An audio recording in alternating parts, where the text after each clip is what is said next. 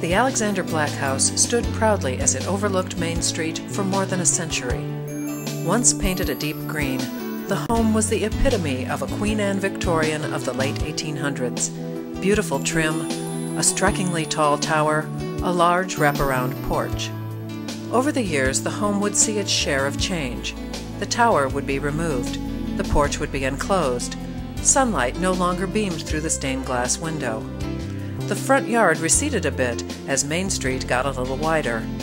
And gradually, Alexander Black's home transformed into a more modern commercial facility with white vinyl siding protecting the exterior. On December 18th of 2002, Alexander Black's home would experience a change like no other, forever making its move into history.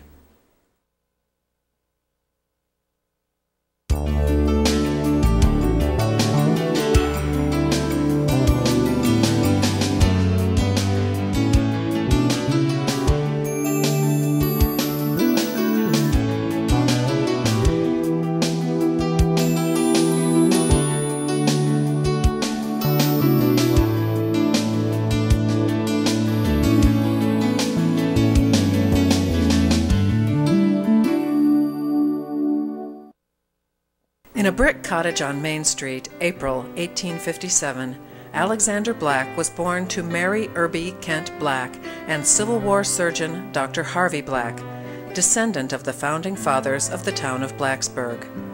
At the age of 15, Alexander Black enrolled in the first session of Virginia Agricultural and Mechanical College, now known as Virginia Tech, where his father was the first rector of the Board of Visitors.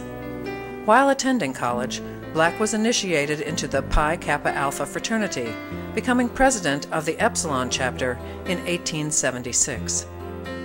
According to fraternity records, he never graduated but entered the business world soon after leaving college, establishing the mercantile firm of Black & Payne and becoming senior partner in two leading businesses in town, Black & Logan and Luster Black Hardware Company. In 1881, Alexander Black married Elizabeth Kent Odie. The couple later adopted their only child, a daughter, Mary Louise, who passed away from illness in her early adulthood. Alexander Black also served as the first president of the Bank of Blacksburg, a year prior to building his first home in 1892. At that time, the house could be described as simple and unassuming. But as Rosanna Croy Dawson's diary shows, this was not the Alexander Black house that is known today. July 1897. Second morning, about 4 o'clock, Mr. Alec Black's house caught fire. No one knows how, for there wasn't anybody in the house, for he and his wife was gone to some springs for his health.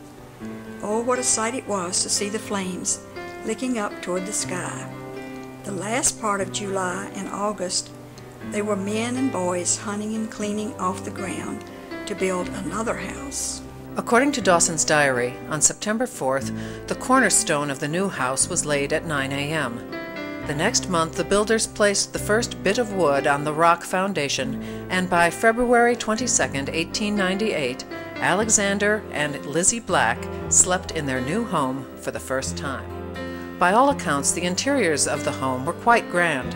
Various areas of the house displayed typical ornate features, such as a large staircase in the foyer, decorative woodwork, a distinctive fireplace in each room,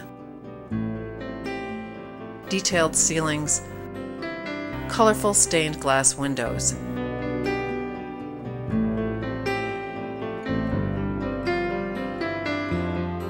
In the years following Alexander Black's death in 1935, the house changed ownership several times while maintaining service as a funeral home.